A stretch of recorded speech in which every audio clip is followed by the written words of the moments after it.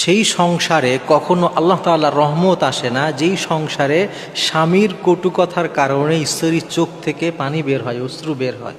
আপনি মনে রাখবেন, আপনি আপনার বাজে ব্যবহারে, কটু কথায় আপনি যদি আপনার স্ত্রীর চোখ থেকে পানি ঝরান, আপনি যে জুলুমটা করলেন, তার চোখ থেকে যে পানি ঝরালেন, আল্লাহ তাআলা আপনার সংসারে রহমত বরকত দিবে না।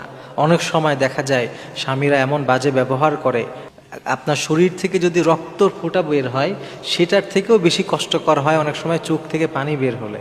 এজন্যে কথা দিয়ে, আচরণ দিয়ে কাউকে কষ্ট দিতে হয় না। এই জন্য নবীজি সাল্লাল্লাহু আলাইহি ওয়াসাল্লাম এবং আল্লাহ তাআলা পবিত্র কালামুল্লাহ মাজিদের মধ্যেও অনেকবার সতর্ক করেছেন। আল্লাহ বলেছেন, ওয়াশিরুহুন্না বিল মারুফ, তাদের সাথে সুন্দর আচরণ করো, নরম কোমল ব্যবহার করো। নবী সাল্লাল্লাহু আলাইহি ওয়াসাল্লাম হাদিসের বিভিন্ন জায়গায় এই ব্যাপারটাকে গুরুত্ব দিয়েছেন। এজন্য একজন স্বামীর উচিত স্ত্রীকে কখনো কষ্ট না দেওয়া, স্ত্রীকে অন্যায়ভাবে তার সাথে বাজে আচরণ না করা, এমন ব্যবহার না করা যাতে করে তার চোখ দিয়ে পানি বের হয়ে যায়। অনেক সময় তো আছে যে গালিগালাজ করে, কটু কথা বলে, গায়ে হাত পর্যন্ত তুলে।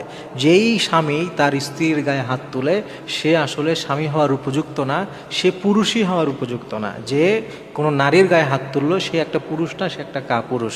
এজন্যে আপনি যদি আপনার বাসায় রহমত পেতে চান, দয়া পেতে চান আল্লাহ তাআলার, তাহলে অবশ্যই আপনি চেষ্টা করবেন আপনার স্ত্রীর সাথে কোমল আচরণ করতে, আপনার স্ত্রীকে কষ্ট না দিতে।